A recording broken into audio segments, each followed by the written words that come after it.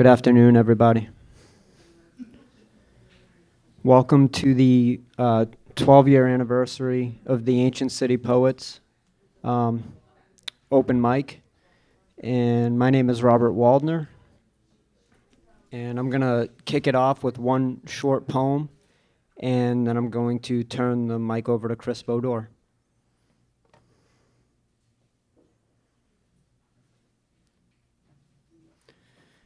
This poem here, I actually, this is my first internationally published poem, thanks to Chris and a publisher. This was actually published in Polish for a online publication last week. It's called Forgotten Creatives. The world forgot somewhere, it seems. Some blessings are born of broken dreams.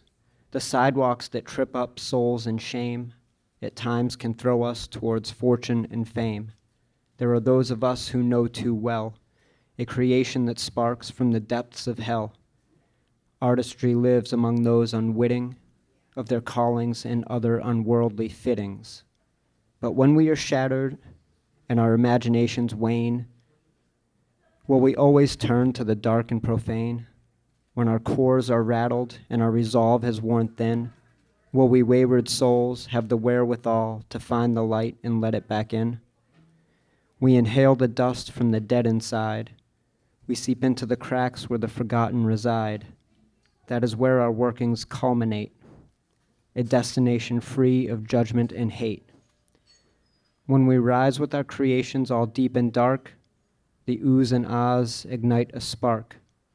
The flame that once was non-existent is fueled by creatives who remain persistent. When the light of day dims to dusk, the meditators and light workers go home with their luck. That is when we unfortunate souls can thrive, coming out of the places where we like to hide. And we create for the world an inconvenient art, one in which others care not to take part, but enjoy from afar while viewing in contentment, in their worlds of convenience, free to look down on us all with resentment. Thank you. Thanks. So I'm going to turn the mic over to Chris Bodor, who is a founding member. Started the Ancient City Poets 12 years ago.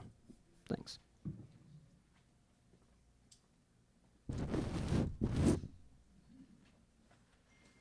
Hey everyone, thank you so much for coming and checking out the reading today. I think we should have a round of applause for the staff of Kookaburra, just hooking us up with the space, nice social distance setup, a place to do the poetry, a place to order the food, and it's crazy, man. We've been doing this on the last Sunday of every month for the last 12 years. Back in August of 2009, my wife and I went to this little coffee shop, and it's a Yobi store now.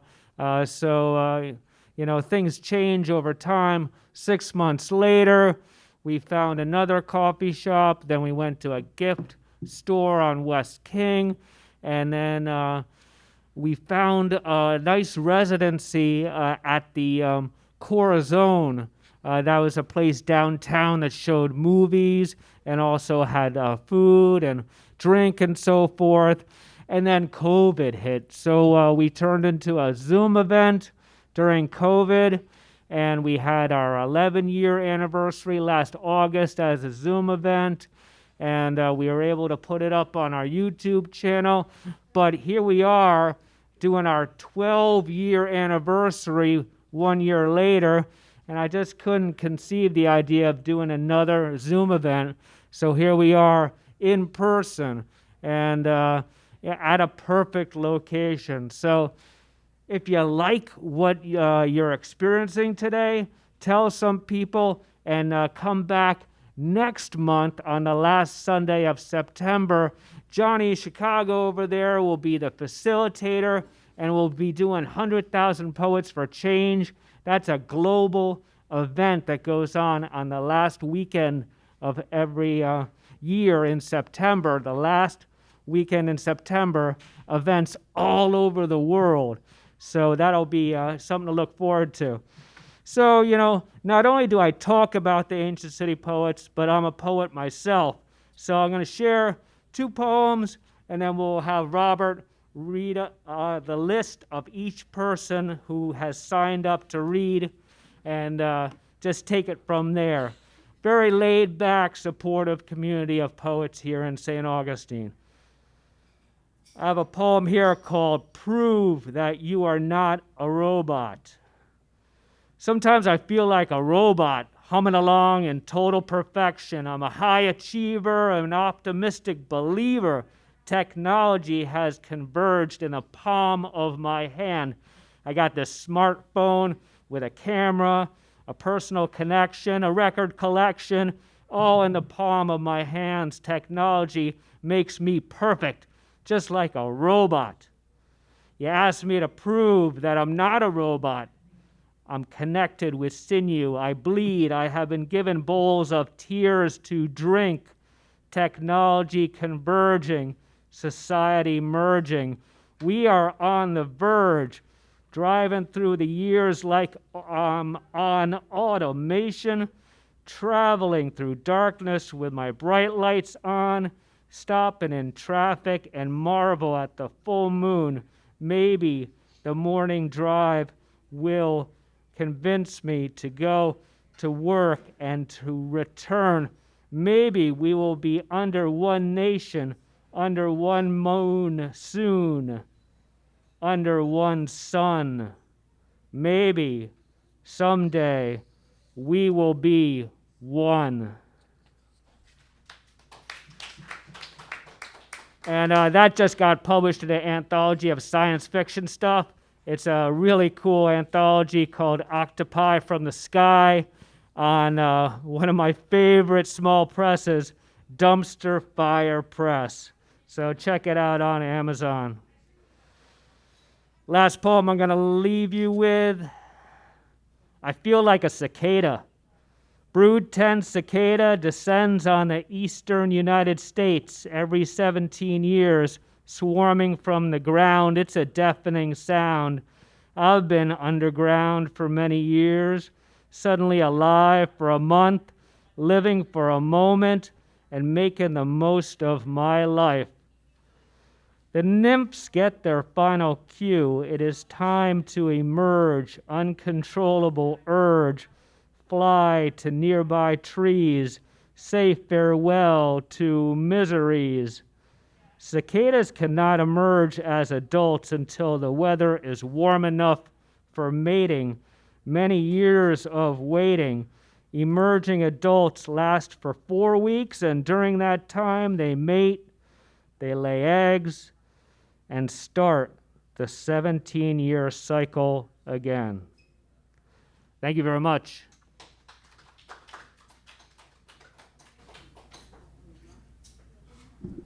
Thanks, Chris. All right. Next on the list is Pat Conover. And just a reminder that we do have a sign-up sheet here.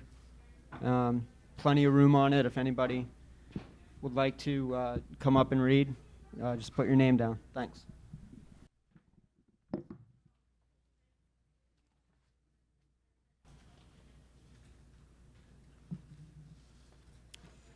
Interesting today. New venue, and what happened to all of our people? We've been away for 6 weeks, so I don't know what happened, but it's a shame there aren't more of us. There will be next month, though.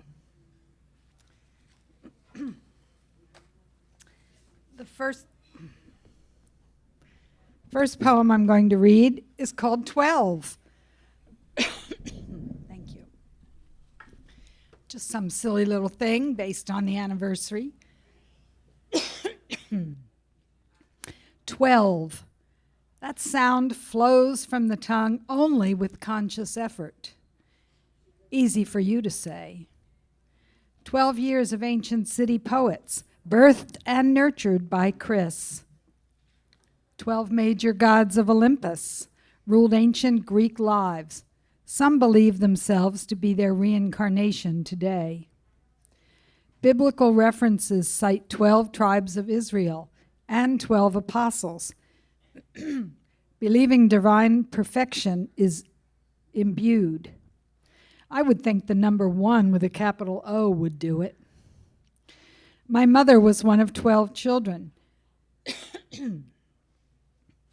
Were things cheaper by the dozen, or was lack of birth control responsible? Analog clocks, excuse me, still showed 12 hours. So what goes around comes around, and we still often feel the day is too short to get things done unless we are lucky and retired.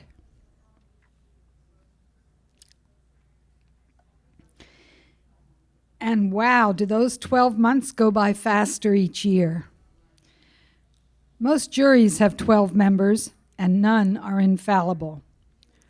We buy our eggs by the dozen from the French word douzaine, derived from Latin for 12.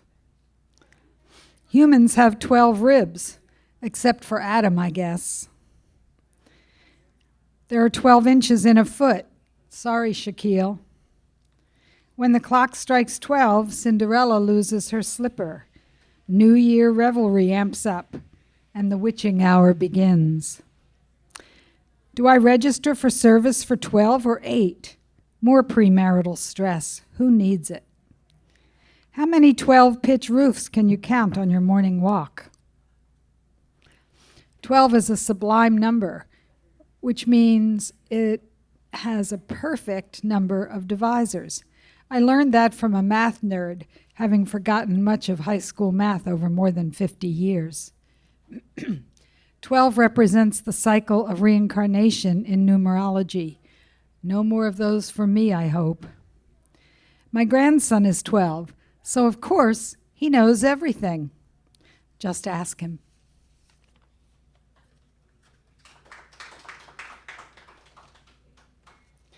This one's called Soul Survival 2021.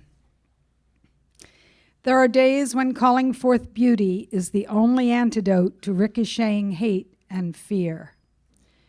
A remembered glimpse of a golden eagle on the fence, a baby smiling at his brother, vocal harmonies pouring forth, smells and sounds of surf on an early morning beach, hearing my mother's voice when there is no one there.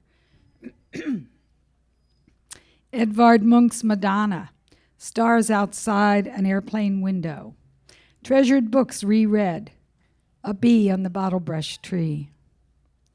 Sunrise, sunset, rain, blissful sleep with veil of forgetfulness, soul survival until reason and love ascend.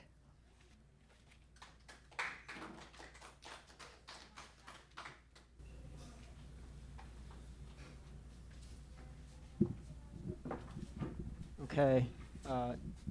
Is this on? Okay. Yeah, you said that. Next up is Connie Helena.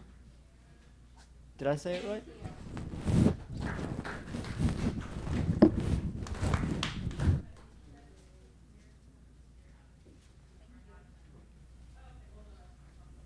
Hi, this is my first time reading here. Thank you so much for having me. Last year, I self-published a book of short stories and poetry. I self-published it on Amazon. You can also get it from me. It's called The Green Orchid. I'm going to read a few poems from the book today, and one that I have just for today that's new. It's love poetry, my favorite. Up in the air and little on my mind, except you and your Viking soul. Late flights and falling rain, amber eyes bereft of lies. Bittersweet words come face to face. I do not regret letting you in. I will not regret letting you go. Breathe in all the goodness of this world each and every day. Make your bed of the purest gold and lay in it. A stretch of mile, there's that smile. The closer you get to paradise, the deeper you reach in yourself. Love is the infinite reflection we see when we are at home among the stars. Thanks. Staring at a white Tennessee sky, I have 1,000 questions for you. Are you in the woods somewhere, Did you take a whole sheet of acid? Did you find yourself? Are you in love with a sea witch? Are you in love with me? How many soulmates do you have? How many love languages can you speak? Do you remember my face? Do you see my eyes in your dreams? Who are those voices in your head? What paves the path you follow? Do you know the true name of your God? Or will you always be alone, worshiping nothing but eternal doubt?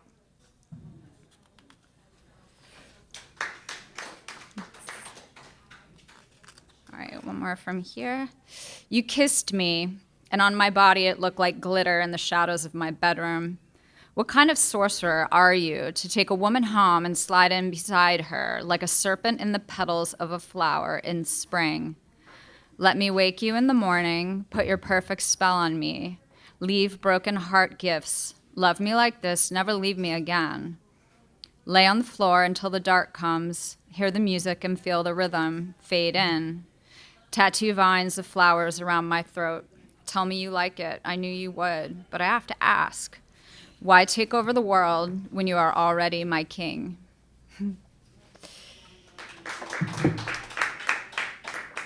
Yes, as you can imagine, that relationship did not work out well, but that's usually the best poetry, isn't it? All right, and then I have this that I just wrote recently. On Friday the 12th, I went to the beach, and there was an impending storm and lightning, but the wind felt so good. And, like always, I thought of you. Running your endurance race all the way to outer space, crumbling in your inner space like an old monument to the trauma of the past. Later that day, I swam in the pool. It was glorious indeed. I don't do much anymore because lately I've been semi-retired. I've been hot-wired. I've been bone-tired. But never have I ever loved a man like you. So foolish to love a man like you. That's it. Thanks. Thank you. Next up, Johnny Chicago.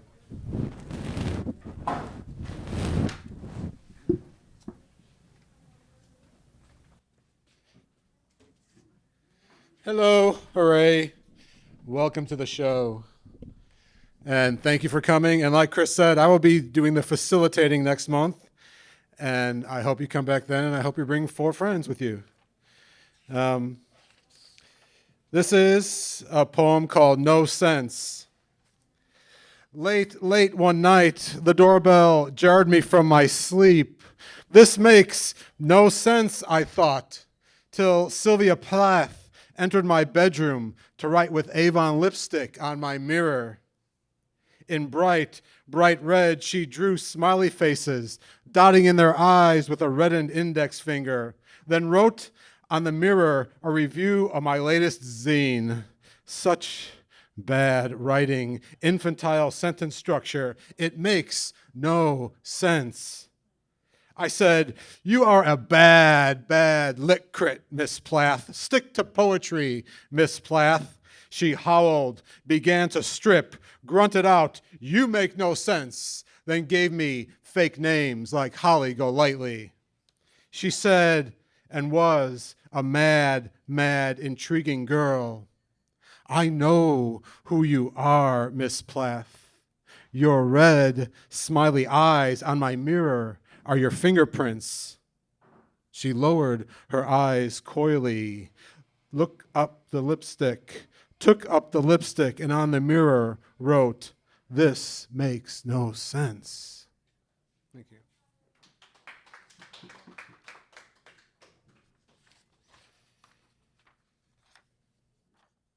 This is called Avalanche Lost. Come down into my room side, for brushstroke fingers carry not enough quiet. Music moving poet lies calling, and I am water spun and heaven blind. Release me, cage to cage comfort. Hold my prayer, my hand, and my glide through your hair. My one passion lies now in the fall of the clock wakes. My one role now to renew their chains. But an arm grows tired as a heart grows in the blameless loss of memory. Let me comfort my cage in the folds of today's gown, for I may find the key hiding in tomorrow. Keep me warm in the walls and in the too long night, simply kept white by day and mist when sleep covers your side. I am wondering when the middle comes, or if it has already passed, clock-weight morning or clock-weight afternoon, and yet, above all, your wake is the only one I keep, wondering whether gravity floats head up, head down, head side, forward, or yesterday, dig, cry, climb, spend in spirit and needs and times and plans, avalanche lost.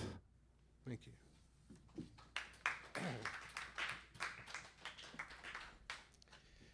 I'm the founder of Happy Taper Press that publishes my zine, Happy Taper, and the work of local poets and writers, and we're always looking for new clients. Talk to me, tell me what you got. Our next big project, we're branching out into the world of the novella, and this one is going to have the working title right now of Bedwetter, and I want to read a part from that called Plastic Sheet.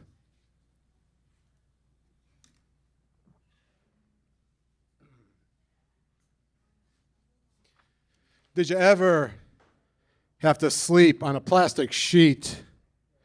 Oh, that near rhyme, that not quite half rhyme, that vowelic assonance of rhyme is excruciating, even more so when it dances and echoes around your head when you're lying awake in a chasm of night, singing in your head like a kid's patty cake song or a kid's jump rope song. Did you ever have to sleep on a plastic sheet over and over with verse changes? Did you ever have to sleep on a vinyl sheet? Did you ever have to sleep on a pleather sheet? Did you ever? Did you ever? Did you ever? Did you ever have to sleep on a rubber sheet?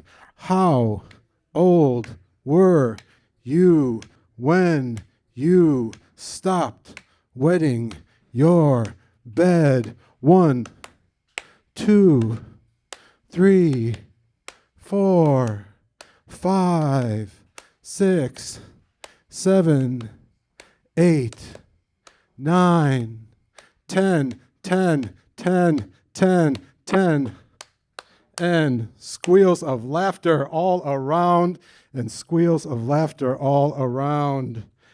But then you awake, and the sheet is there for the bed, not for you. The sheet is there for the mattress, not for you. The sheet is there to keep the urine away from the mattress, not from you, away from soaking into the mattress. This means it keeps up against you, against your skin, lying in puddles of urine. You slosh in puddles of urine.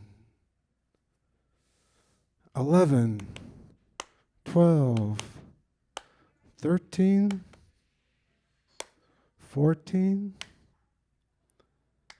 Did you ever hear a plastic sheet, the dull, artificial crackle, the crunching, a polyethylene crunching? Did you ever go grocery shopping and you bought 2 oranges and you put them in the plastic grocery bag and you put that bag on the floor of your car, and when you were driving, every time you put on the brakes, the oranges would roll around in that plastic bag?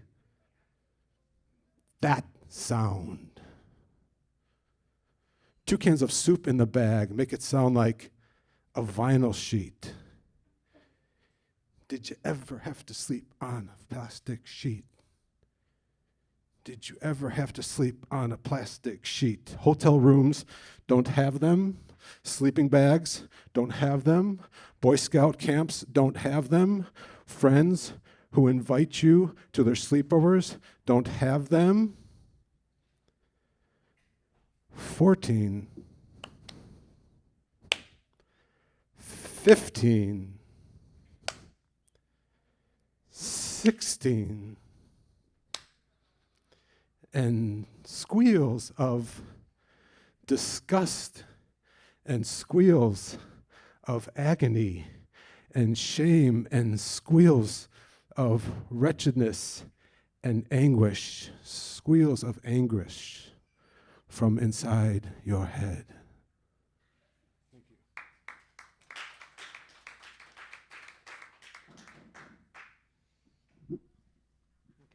Next up is Princess Rashid.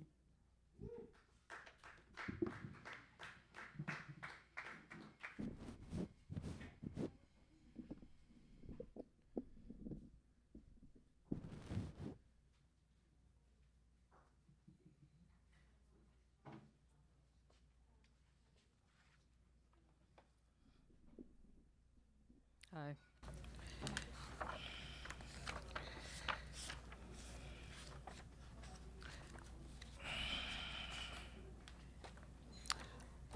I'd like to read, in honor of today, I want to read a poem that I've read before, but that I've worked on since. But the first time I read it was here, and I think I've grown as a writer since that first time. So hopefully, if anybody's here from that first time, hopefully you'll see growth in the poem. The title is "Lost in Ybor City on 7th Avenue." La Satima of Ybor City possessed a seedy sort of night magic, captivated me, the same way dangerous things made me feel excited and alive. For 5 years, I was seduced by this one strip of street in Tampa. It wasn't quite like New York, but it was the closest thing I'd seen after a decade of Florida living. On the corner of 15th and 7th, I rented a second-floor room in a century-old brick building that had been a flop house for cigar rollers, later a madhouse for artists. Secondhand smoke, termite shit, and fat, bold roaches came with my lease. Rainy day gossip spoke of past fires, a suicide by hanging, and a few ghosts haunted me. But it was the nightlife that captured me. The bizarre parade of humanity up and down 7th Avenue, backdropped by nightclubs, pizza, and tattoo shops. Multicolored drag queens, bikers, and Proud Boy types all pressed together. Sinners and saints made up the carnival. They owned the streets and the sidewalks. The weekend was the best time to experience the show. One Friday night, I heard a man howling societal indictments at the crowded street, so loud he caught my attention. Easy to pick him out from the crowd, even from my second-floor vantage point. Against the flow of humanity around him, he shouted, "Repent now, before it's too late." He promised deliverance in hell with a bullhorn and a sign, wearing an orange Hawaiian shirt, white shorts, and blue flip-flops. A jingle of keys at my door surprised me. Then I heard footsteps walking away. Sounded like a woman, but I didn't investigate. I didn't move. I didn't care. Kept staring out the barred window, glad to be up high on the second floor, alone, looking down. So that was that one. Thank you. Second one I'd like to read is By the Fire. How many did we get, Chris? Just 50, 40, 50 poems. Okay, no problem. Got it. Okay, got it. By the Fire. It was nice. That time I sat with my artist friends in a back courtyard in Riverside one Jacksonville night in October. Tossed dry wood scraps in a tall, rusted-out burn can. We sat in old lawn chairs, just chilling together.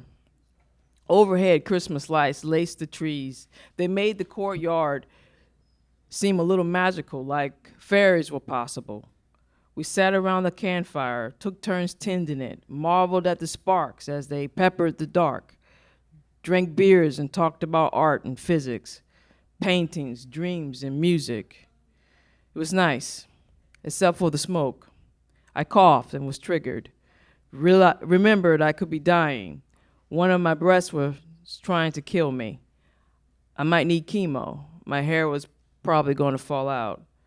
My friend Patrick gave me his chair away from the smoke. I moved there and sat down, grateful. Someone told a joke. We all laughed, and for a minute, I forgot about being scared.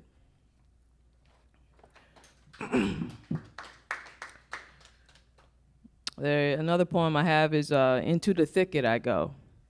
With covered eyes, I stumble into the thicket.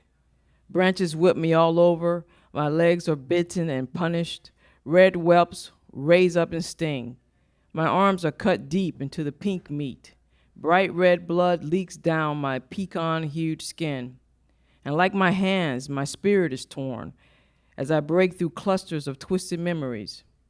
Until with covered eyes I stomp all through that thicket. Enraged, I won't open them. I can't. They are sealed shut with the crust of dried up tears.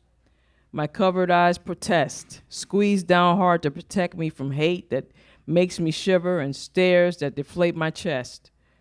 Unkind intent meant to strip me of pigment and skin, of bones and dreams. Instead, I prefer the thorny branches to tear at me while I stump about. That I can bear. We got one more? One more. So, this is a little longer. You're right. I'm the feature, all right. Okay, the last one I have is called Roll Tape. After midnight, the people still awake from the stress of the day heard the gunshots mixed with Florida, rain and lightning. No one came out. Not until the blue and red flash of police lights, JSO, came on scene. They found the body of a Gator City taxi driver, shook their heads and rolled out the yellow-black barrier tape, the kind that read, "Police line, do not cross." On another night, a 32-year-old man was found shot to death in his Moncrief Park porch. The tape rolled again. Did you hear about the two people shot near 16th Street in Myrtle? They say it was over a girl. They say that the killer named Clark was in a gang. They say it was in retaliation. Blue and red lights flashed. The police shook their heads and rolled out the yellow and black barrier tape, the kind that read, "Police line, do not cross." How about the drive-by that happened on Dunn Avenue, where a man in his car was shot several times? He lost control and crashed, died on the scene. Blue and red lights flashed. The police shook their heads and rolled out the yellow-black barrier tape, the kind that read, "Police line, do not cross." Jacksonville, still the reigning champion, still the murder capital of Florida. Is it surprising? In a state with a history of harboring pirates, in a city founded by a marauder and slaver, crime is in our fabric, a ghost that continues to haunt. The spirit of lawlessness and retribution still contaminate the air. Truth be told, the people who are not sad or mad are numb because they are used to it. In some neighborhoods, bright police tape is too common a sight. Police line, do not cross. Police line, do not cross. Police line, do not cross. Usually means someone's been killed here. Another shooting, a double shooting, a triple, a quadruple shooting, a person dying from gunshot wounds, a body lying on the streets of Jacksonville. Some people are used to the gunfire. They know the sounds, the pops and crackles, like fireworks. They are used to how police tape marks off territory. It doesn't stun anyone anymore. The police shake their heads and then roll the yellow-black warning to rein in the spilled blood so that they can investigate, pick apart the scene, gather clues. But when there's no justice, people are left with just their blues. Bright blood seeps directly into the earth and often gets muddy from the Florida rain. The mud and the blood makes a sticky paste that binds and won't let go of the ones left behind. The yellow-black crime scene tape marks everyone with an unnatural brightness. It shocks us all dull. Every shot fired pierces us. No one escapes. We are all wrapped up in yellow-black tape. Thank you.